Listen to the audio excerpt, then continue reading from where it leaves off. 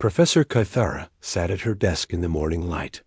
The tall, blue-skinned Altarian woman had taught history for 50 years. She had seen many changes at the Galactic Academy, but this new rule was different. It made her uncomfortable. Paper in her hands was clear. No human students could attend alien history classes without a war counselor present. The rule came from the Galactic Council itself. They called it necessary after what happened last semester. The other professors called it the Great Disruption. Kythara remembered that day well. A human student named Brad had been in her class about ancient wars. When she talked about the Melody conflict, Brad had raised his hand. He spoke about something called pincer movements and supply line attacks. The way he talked about death and destruction was so calm, so normal. 3 students had to leave the room. One had nightmares for weeks. A soft knock came at her door. "Come in," she said. Jake Morrison walked into the office. He was young, maybe 20 years old.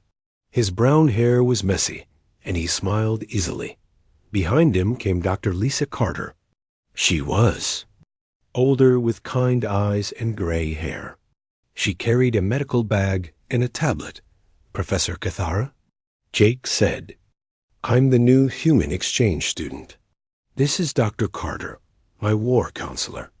Kythara stood up slowly. She had never been this close to a human before. Jake looked normal enough. He seemed friendly, but she knew what humans were capable of. Every species in the galaxy knew. "Please, sit down," Kythara said. Her voice was careful. "Dr. Carter, I have read your file. You are a mind doctor from Earth?" "Yes," Lisa said. She sat down next to Jake. "I specialize in helping humans understand how other species think, and helping other species understand us." "I don't understand why I need a babysitter," Jake said. He laughed, but it wasn't mean. "I'm just here to learn about galactic history." "I love history." Kythara and Lisa looked at each other. The professor's antenna twitched nervously. "Jake," Lisa said gently, "humans see war differently than other species. What seems normal to us can be very scary to others." "But it's just tweets," Jake said. "It already happened. I can't change it." "That's not the problem," Kythara said. She picked up a data pad. Last semester, a human student explained how the vegan empire could have won their war against the Rigel Republic. He drew battle plans. He talked about acceptable losses. He made it sound like a game. Jake shrugged. "Well, they did make some obvious mistakes. If they had just..." "Stop," Lisa said quickly. She put her hand on Jake's arm. "This is exactly what we need to be careful about." Jake looked confused. "What did I do wrong?" Professor Kythara's skin turned a darker shade of blue. "Fear.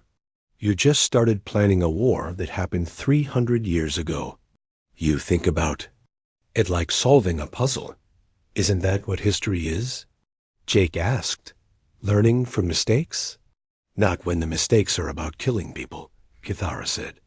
Her voice was soft but firm. "Most species learn war reluctantly. We fight only when we must. We don't study it. We don't perfect it." Lisa opened her tablet and made some notes. "Professor, perhaps we should start with something simple today. A peaceful topic." "All our topics involve conflict," Kythara said. "War is part of history, but we focus on the tragedy, the loss, the waste. We learn so it never happens again." Jake looked thoughtful. "But if you don't understand how wars work, how can you prevent them?" The question hung in the air. Kythara didn't have an answer. Her people had always believed that ignoring war was the best way to avoid it. But humans seemed to think the opposite. "Let's go to class," Lisa said. "We'll take it slow."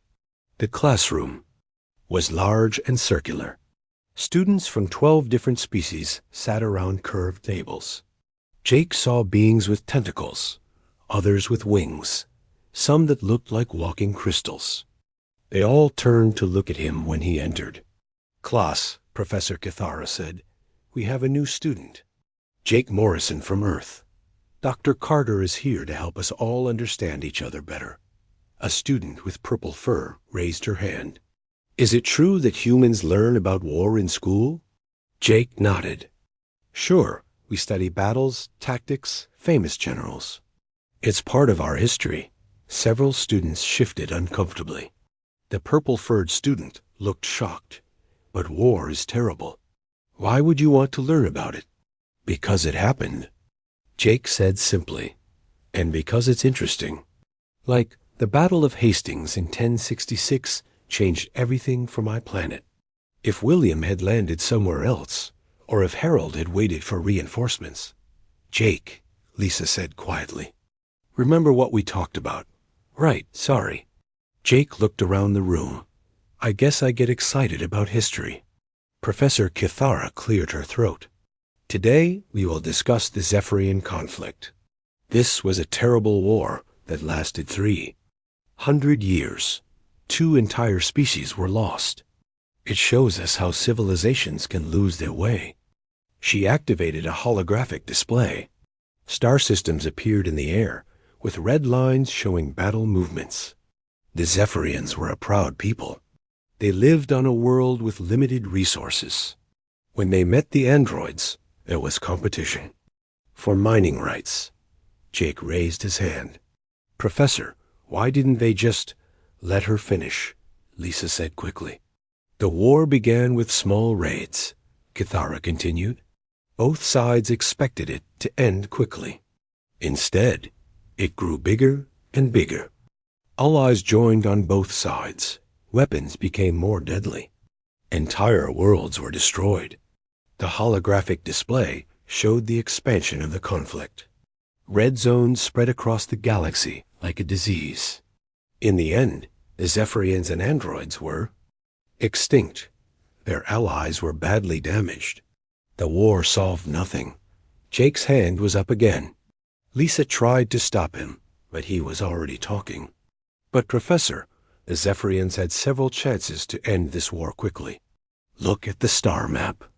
If they had attacked the android supply bases in the Kepler system, instead of going for the homeworlds, they could have forced a surrender in maybe 20 years.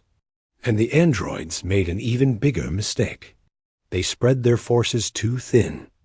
A concentrated attack on the Zephyrian industrial centers would have—" The room was completely silent.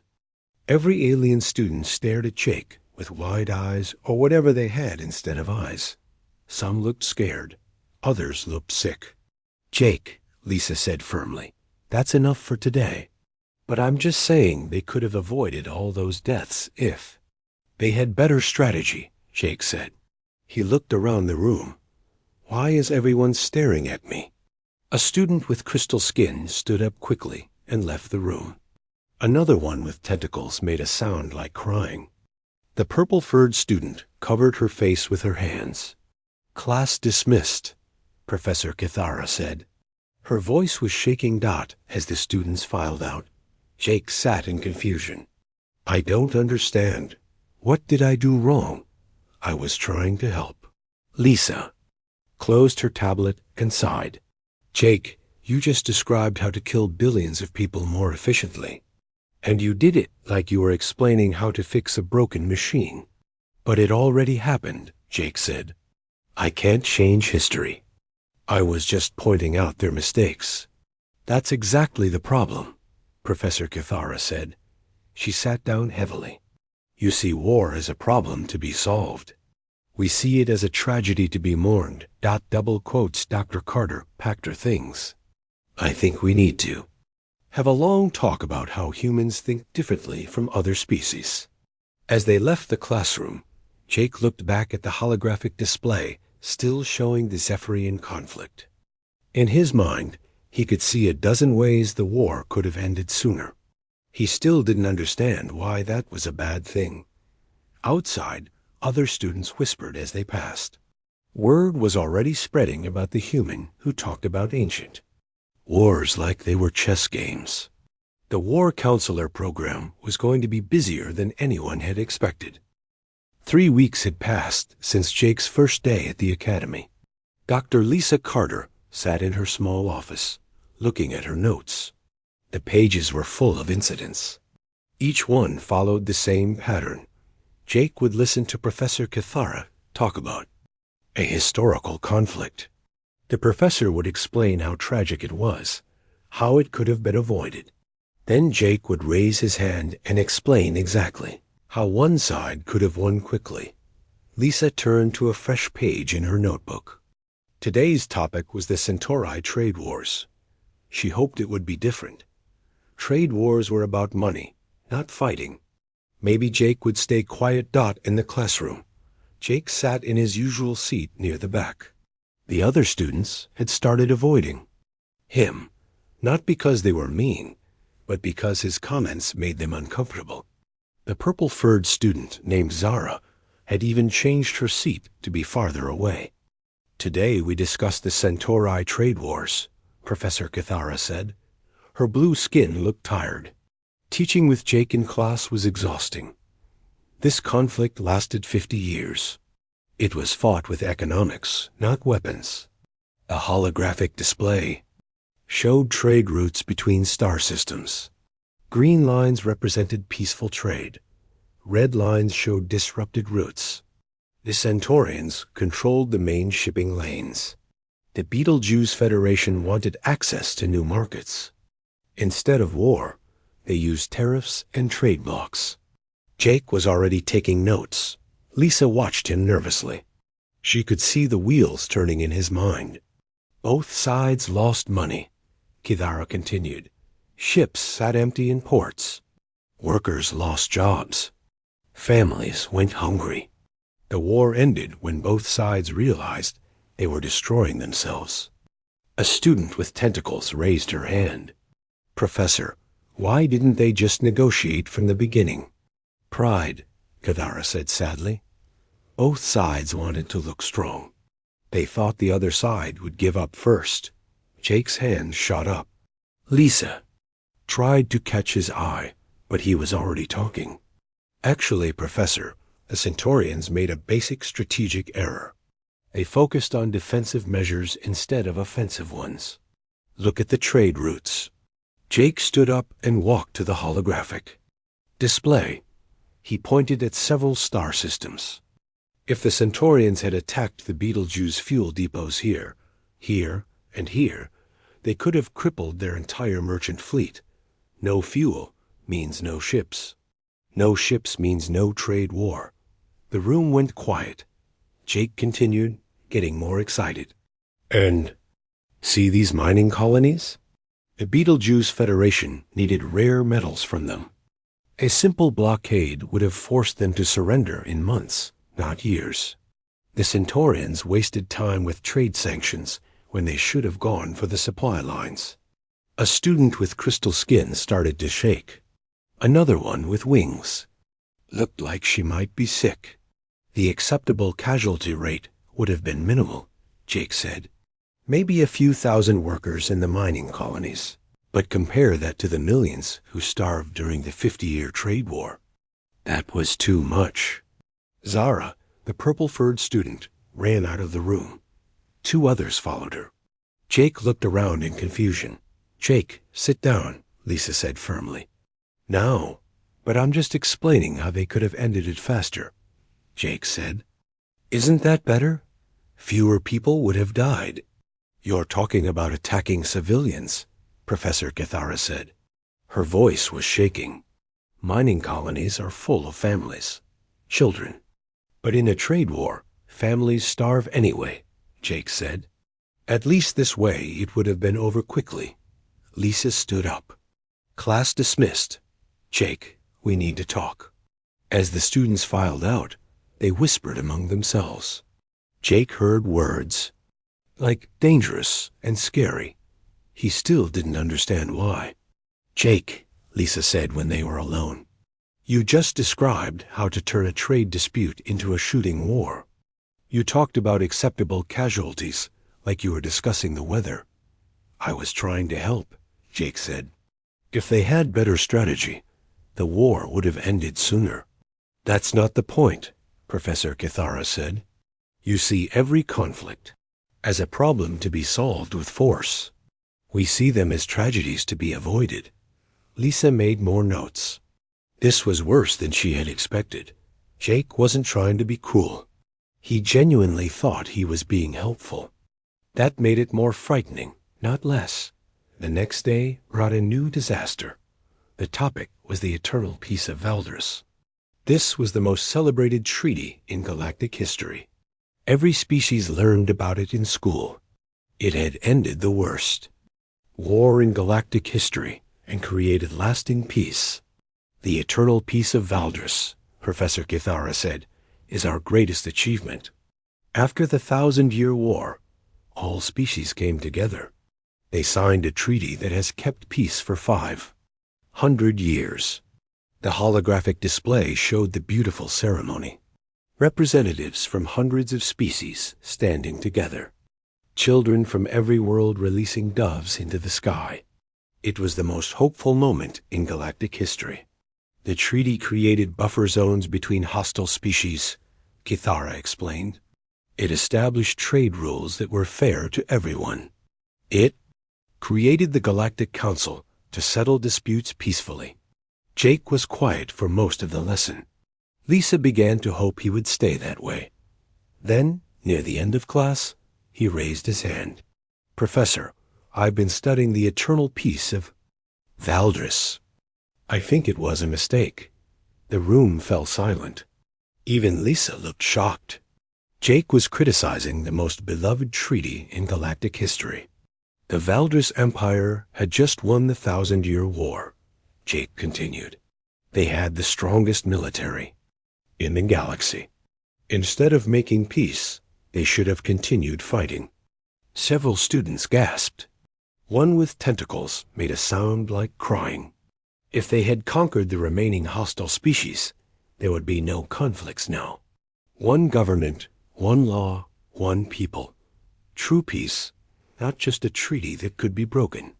Jake. Stop, Lisa said, but he was already drawing on his tablet. Look, they could have taken the Rigel systems within 6 months. The vegan worlds would have fallen in a year. Instead of buffer zones, they could have had complete control.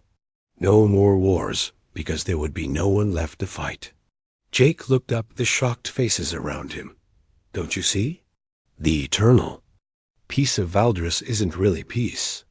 It's just a pause between wars. Someone will break the treaty eventually. But if the Valdris Empire had finished the job, there would be real peace forever. Professor Kithara sat down heavily. Her blue skin had turned almost white. Jake, you're describing genocide.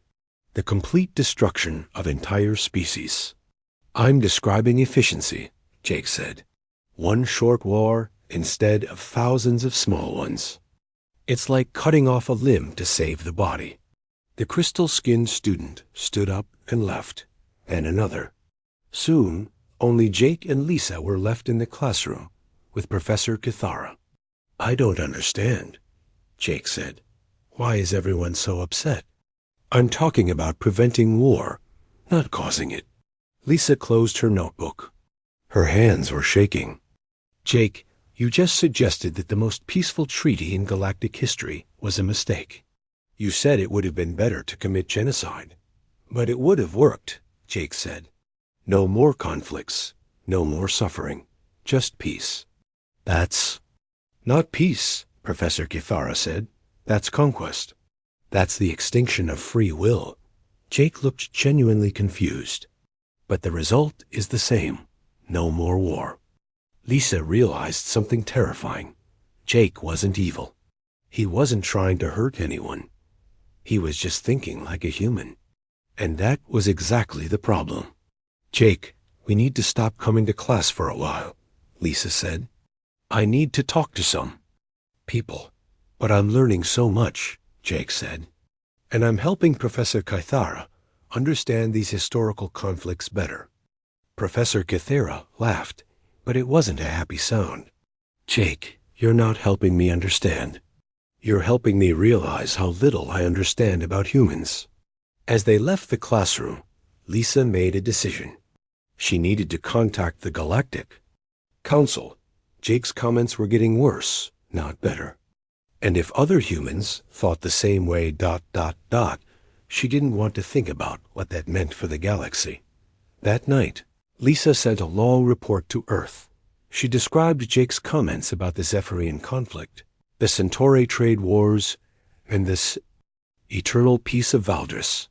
She asked for guidance. The response came back quickly. It was from the Human Cultural Exchange Office. The message was short and disturbing. Jake Morrison's responses are within normal parameters for human strategic thinking. All human students show similar patterns. This is why the War Counselor program exists. Good luck. Lisa stared at the message for a long time. Jake wasn't unusual. He was normal. Every human student thought like this. She was beginning to understand why the other species were so afraid. Ambassador Nexus arrived at the Galactic Academy on a cold morning. The tall crystalline being moved slowly through the halls, his body reflecting the light in strange patterns. Students stopped to stare. Ambassadors rarely visited the academy. Professor Kithara met him at her office. Ambassador, thank you for coming. I know you're very busy. This matter is too important to ignore, Nexus said. His voice sounded like wind chimes in a breeze. We need to understand what we're dealing with. Dr. Lisa Carter was already waiting in the office. She looked tired. The past few weeks had been difficult. Jake's comments in class were getting worse, and she was running out of ways to explain them. Where is the human student? Nexus asked. Jake is in the library, Lisa said. He's studying for today's interview. He's excited to meet you. Excited? Nexus made a sound like crystal breaking. Most species would be nervous about meeting a Galactic Council ambassador. Humans are different. Lisa said simply. Nexus had read the reports. Jake Morrison seemed like a normal young man. He was polite, friendly, and intelligent. He had no history of violence. His psychological tests showed he was mentally healthy, yet his comments about war disturbed entire classrooms. Professor Kithara, Nexus said, tell me about his behavior. In class, Kithara's blue skin darkened. He talks about war like it's a game. He sees solutions where we see tragedy. When I taught about the Melody conflict, he drew battle plans on his tablet. He calculated casualty rates like he was doing math homework. But he's not violent? Nexus asked. No, Kithara said. That's what makes it so frightening. He's not angry or cruel. He's just practical. He treats mass death like a tool to solve problems. Lisa nodded. I've been studying human history. This is normal for us.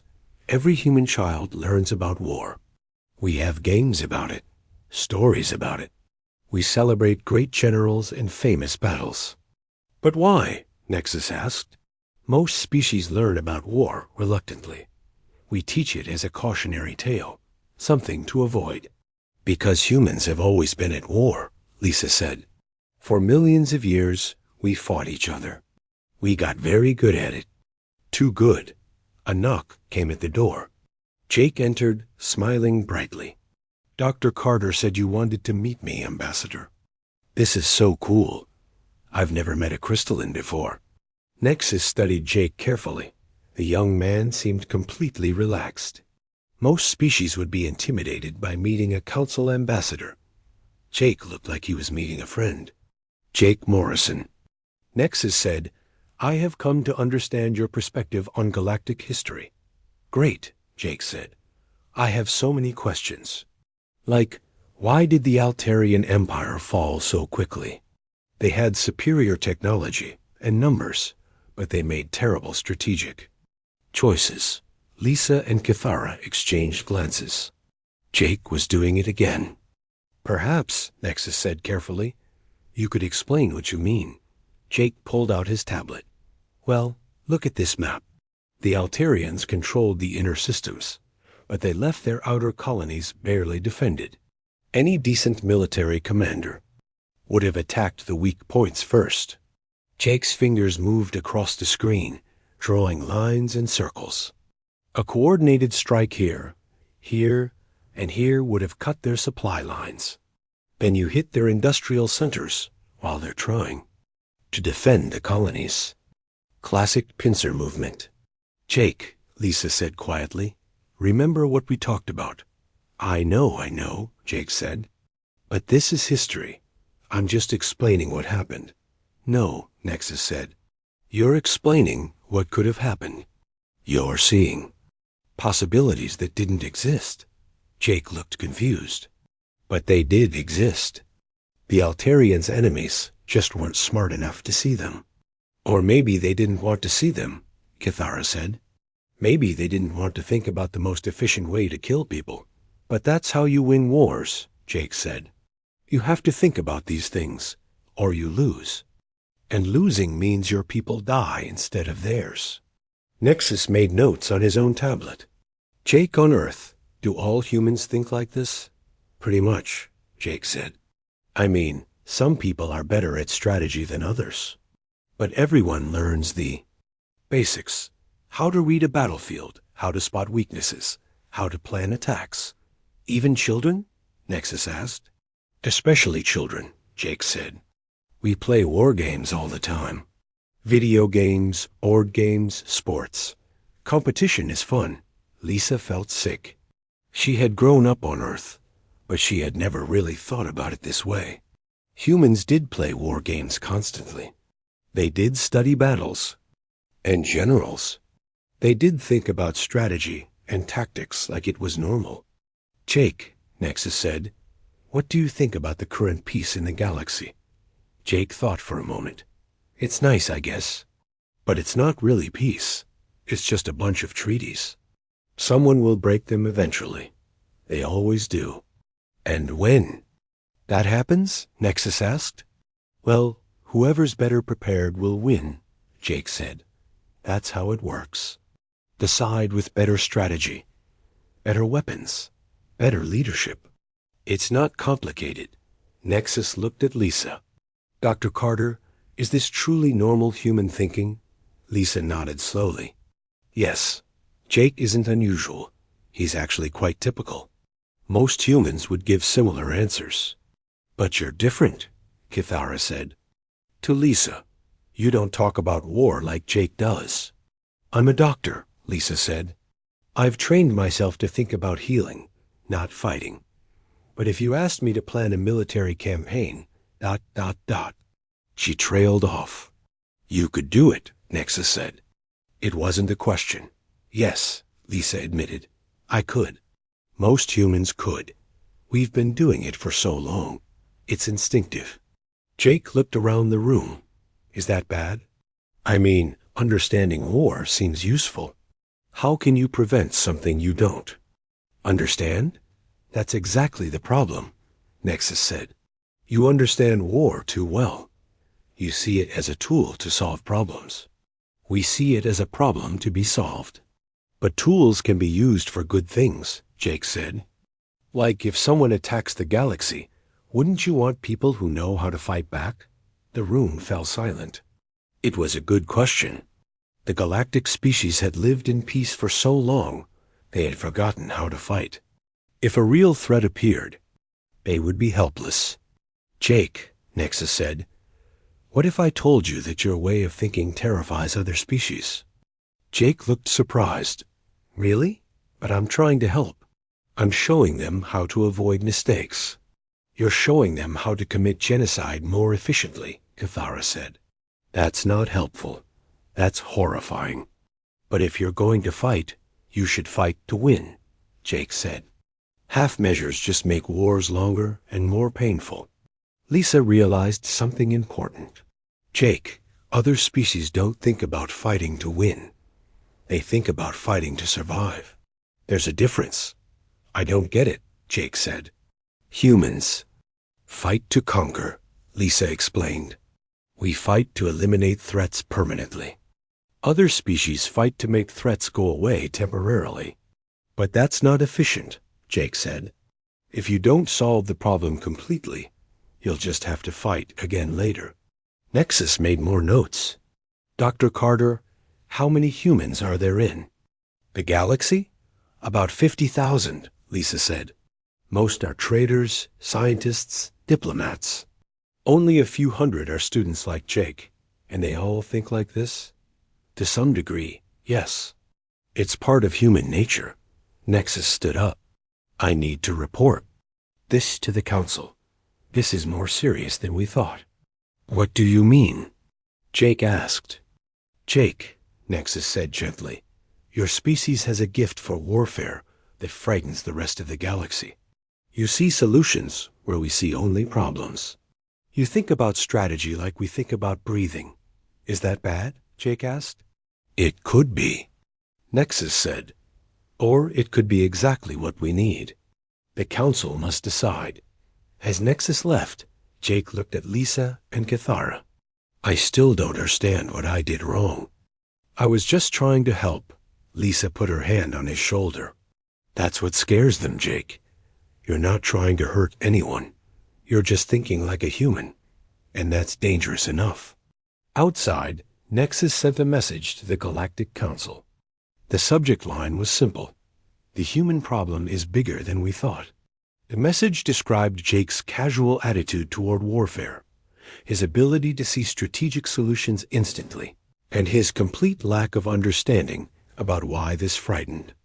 Other species. The response came quickly. Return to Council headquarters immediately. Emergency session called. As Nexus left the academy, he wondered if the galaxy was ready to deal with a species that understood war so well. The humans weren't conquerors. They were just human. And that might be the most dangerous thing of all.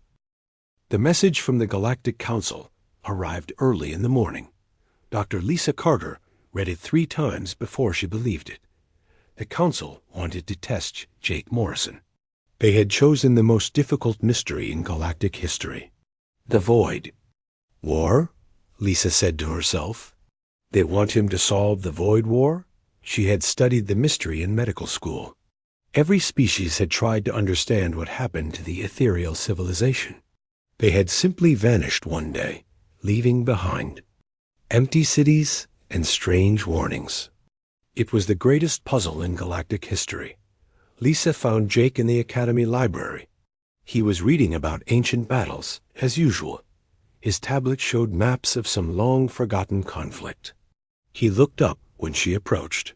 Dr. Carter, Jake, said, Did you know that the siege of Prometheus could have been broken in 3 days if they had just attacked from the north? The defenders left their food supplies completely unguarded. Jake, we need to talk, Lisa said. The Galactic Council wants to test you. Jake's eyes lit up. Really? What kind of test? They want you to look at an old mystery. The disappearance of the ethereal civilization. Jake nodded. I've heard about that. They vanished about 1,000 years ago, right? Just abandoned there. Cities and disappeared. That's right, Lisa said. Every species has studied it. No one has ever figured out what happened. Cool, Jake said. I love mysteries. When do we start? 3 days later, Jake sat in a special room at the academy. The walls were covered with screens showing star maps, population records, and ancient texts. Ambassador Nexus watched from behind a one-way window. Professor Cathara stood beside him, along with representatives from 12 other species. This is everything we know about the ethereal civilization, Lisa said. Their history, their technology, their final messages. Jake looked around the room. Wow, this is a lot of information. Take your time, Lisa said. The council understands this is difficult. Jake started with the basic facts. The ethereals had been the most advanced species in the galaxy. They had technology that could move ships instantly across vast distances. They had lived in perfect cities on hundreds of worlds. Then, in a single day, they had all vanished.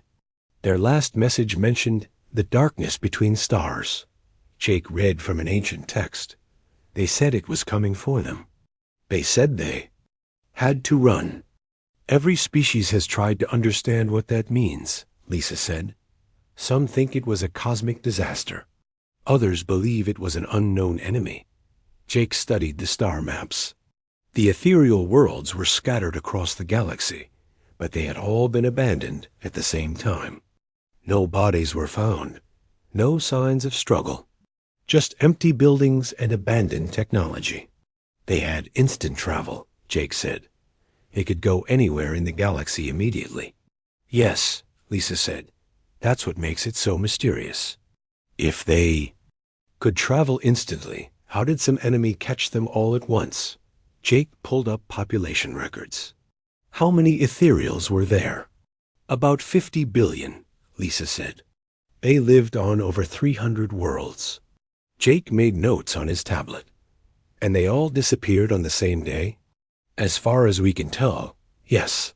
Jake studied the timeline. The ethereals had been expanding rapidly before they vanished. They had been claiming new worlds, building new cities. Then, suddenly, they had stopped, not slowed down, stopped completely. Their final messages, Jake said. Do we have all of them? Lisa showed him the records. These are fragments from their last transmissions. Most of them talk about the darkness between stars. They sound terrified. Jake read the messages carefully. The ethereals had been afraid of something. They had talked about enemies everywhere. They had seen threats in every shadow. Dr. Carter, Jake said, what if the darkness between stars wasn't an enemy? What do you mean? What if it was them? What if they were the darkness? Lisa looked confused. I don't understand. Jake stood up and walked to the star maps. Look at their expansion pattern. They didn't just claim empty worlds. They took worlds from other species. They displaced millions of people. That's not unusual. Lisa said, most species expand when they can. But the ethereals were different, Jake said. They had instant travel. They could strike anywhere without warning. They were the ultimate military force. Jake traced patterns on the star map. What if they got paranoid? What if they started seeing every other species as a threat? They were more advanced than everyone else, Lisa said. Why would they be afraid? Because they were smart, Jake said. They knew that other species would eventually catch up. They knew that someone would figure out how to fight them. Jake pulled up more records. Look at this. In their final years, they were moving faster and faster, building more ships, claiming more worlds. They were in a hurry. Maybe they were running from something, Lisa said. No, Jake said. They were running to something. They were trying to finish a job. Jake's fingers moved across the tablet. What if the Void War wasn't a mystery? What if it was a war? The first war of total annihilation in galactic history? That's impossible, Lisa said. There's no evidence of any war. There wouldn't be, Jake said. Not if they were good at it. Jake brought up a new display. The ethereals had instant travel. They could hit any target in the galaxy without warning. If they wanted to eliminate a threat, they could do it perfectly. But why would they want to eliminate anyone? Lisa asked. Fear, Jake said. They were afraid that other species would band together against them. So they decided to strike first. Jake showed her the timeline. Look at the pattern. Every time a species got too advanced, they would have an accident, a plague, a civil war, a natural disaster. But what if those weren't accidents? Lisa felt cold. You're saying they were murdering entire species? I'm saying they were being smart, Jake said. From their perspective, it made sense. Eliminate threats before they become dangerous. Jake pulled up more star maps. But here's the problem. Once you start thinking that way, everyone becomes a threat. 2 weeks after Jake's solution to the Void War mystery, the Galactic Council made their decision. Ambassador Nexus returned to the Academy with new orders. The War Counselor program would continue, but with changes. Dr. Lisa Carter sat in her office, reading the new guidelines. The rules were different now. Instead of protecting other species from human thinking, she would help them understand it. The change seemed small, but Lisa knew it was huge. Jake knocked on her door. Dr. Carter? Professor Kuthara wants to see us. Come in, Jake, Lisa said. How are you feeling about everything? Jake sat down, confused mostly. Everyone keeps acting like I did something amazing. But I just looked at the evidence and figured out what happened. That's exactly why it was amazing, Lisa said. You solved a mystery that stumped the galaxy for 1,000 years. But it wasn't that hard, Jake said. Once you understand how military thinking works, the answer was obvious. Lisa nodded. That was the point. To Jake, strategic thinking was natural. To everyone else, it was alien and frightening. They walked to Professor Kuthara's classroom together. When they arrived, Lisa was surprised to see students from other species waiting outside. Zara, the purple-furred student who used to avoid Jake, was among them. Professor Kuthara?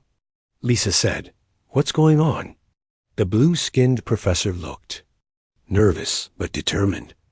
Dr. Carter, Jake, the council has given us permission to try something new. She led them into the classroom. Instead of the usual setup, the desks were arranged in a circle. Today we're going to discuss the ethereal mystery. But this time, we want to understand how Jake solved it. Jake looked around at the other students. Are you sure? Last time I talked about strategy, half the class left. That's exactly why we need to do this, Kuthara said. We need to understand how you think. Zara raised her hand. Jake, when you looked at the ethereal evidence, what did you see first? Jake thought about it. I saw a military problem. A powerful civilization that disappeared suddenly. My first thought was that they either lost a war or won one too completely. But why think about war at all? Asked a student with crystal skin. Why not think about disease or natural disaster? Because those don't make sense, Jake said. The ethereals had advanced medicine and could travel instantly. They could escape any natural disaster. But they couldn't escape themselves. Explain what you mean, Kuthara said. Jake stood up and walked to the holographic display. The ethereals had the ultimate military advantage. They could strike anywhere without warning. But that kind of power changes how you think. He drew circles. On the star map, when you can eliminate any threat instantly, you start seeing threats everywhere. It's like, if you have a perfect hammer, every problem looks like a nail. But that's not logical, said the crystal student. Why would you attack allies? Because today's ally might be tomorrow's enemy, Jake said. If you wait until they're actually a threat, it might be too late. Lisa watched the exchange carefully. Jake was explaining human strategic thinking, but he wasn't being scary about it. He was just describing how his mind worked. So you think the ethereals killed everyone because they were afraid? Zara asked. I think they killed everyone because they were smart, Jake said. Fear was just the trigger. The real problem was that they understood war too well. Too well? Kuthara asked. How can you understand something too well? Jake sat back down. When you really understand warfare, you see that the only sure way to win is to eliminate your enemies completely. Not defeat them, eliminate them. But once you start thinking that way, everyone becomes an enemy. The students were quiet for a moment. Then Zara spoke up. Jake, do all humans think like this? Most of us, Jake said. We learn it from childhood. Games, stories, history lessons. We study famous battles and great generals. We think about strategy and tactics, like other species. Think about art or music. That's terrifying, said a student with tentacles. Why? Jake asked. It's just knowledge. You can use it for good things or bad things. Like what good things? the crystal student asked. Jake smiled. Well, understanding how conflicts start means you can prevent them. If you know what makes people fight, you can fix those problems before fighting starts.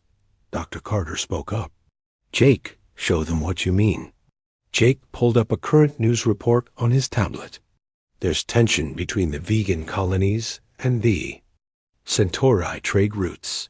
The vegans think the Centaurians are charging unfair shipping rates. Yes, Kithara said. The Council is worried it might lead to another trade war. But it doesn't have to, Jake said. Look at the real problem. The vegans need their goods shipped, but they can't afford the rates. The Centaurians need to make money, but they're losing customers. Jake drew a simple diagram. Instead of fighting over prices, they should work together. The vegans have mineral resources the Centaurians need. They could trade mining ranks for shipping discounts. Everyone wins. But what if they don't want to negotiate? Zara asked. Then you make them want to, Jake said. You show them what happens if they fight. You calculate the costs of war versus the benefits of peace. When people see the real numbers, they usually choose peace. The crystal student looked thoughtful. You're using military thinking to prevent war? Exactly, Jake said. If you understand how wars work, you can stop them before they start. Professor Kithara made notes. Jake, would you be willing to help us teach this approach? Sure, Jake said. But I thought you didn't want humans talking about war. We don't want humans glorifying war, Kithara said. But we do want to understand how to prevent it. Over the following weeks, Jake's role at the academy changed. Instead of just attending classes, he began helping teach them. He showed alien students how to recognize the warning signs of conflict. He explained how to analyze political tensions and economic disputes. The key was that Dr. Carter was always there to help translate. When Jake talked about acceptable losses, Lisa explained that he meant unavoidable costs. When he discussed strategic advantages, Lisa helped the alien students understand he was talking about negotiating positions. Slowly, the other students began to see the value in Jake's perspective. They learned to spot potential conflicts early and address them before they became serious. They studied human history not to learn how to fight wars, but to understand why they started. The Battle of Waterloo, Jake explained to his class, wasn't really about military tactics. It was about what happens when political negotiation fails. If the European powers had found a way to contain Napoleon without war, millions of lives could have been saved. Zara raised her hand. So studying the battle helps us understand diplomacy? Right, Jake said. Every war is a failure of peace. If you study enough failures, you learn how to succeed. The new approach spread throughout the academy. Other professors began inviting Jake to their classes, not to plan battles, but to understand conflicts. He helped them see patterns in history that they had missed. Dr. Carter established a new program called Conflict Prevention Studies. Human students worked with alien students to analyze current tensions throughout the galaxy. They identified problems early and suggested solutions. The goal, Lisa explained to a group of new war counselors, isn't to make aliens think like humans. It's to help humans use their strategic thinking constructively. The program's first success came when Jake's team identified a brewing conflict between mining corporations in the Outer Rim. The human students saw the strategic implications, while the alien students understood the cultural sensitivities. Together, they proposed a solution that prevented what could have been a devastating corporate war. Ambassador Nexus visited the academy again, 6 months after his investigation.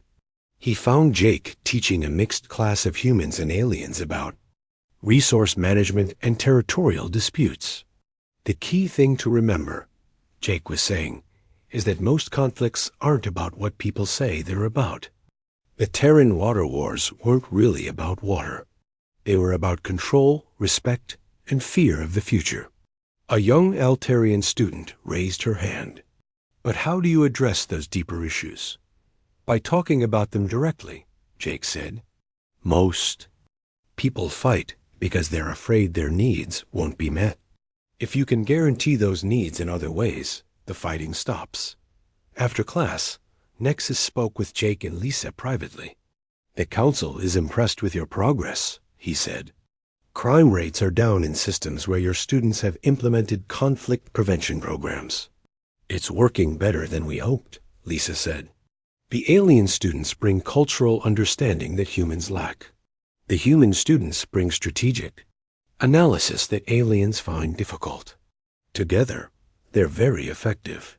Jake, Nexus said, do you still think about war the same way you did when you first arrived? Jake thought about it. I still see the strategic patterns. But now I also see Dr. Carter's point about using that knowledge to help people instead of hurt them. And you're comfortable with this? Nexus asked. It's more interesting, Jake said. Preventing wars is actually harder than fighting them. You have to understand politics, economics, psychology, culture. Fighting is simple. Peace is complicated. Nexus made notes. The council wants to expand this program to other academies. We'd like you and Dr. Carter to help train more war counselors. I'd like that, Lisa said, but we'll need to be careful. Not every human student will Ada.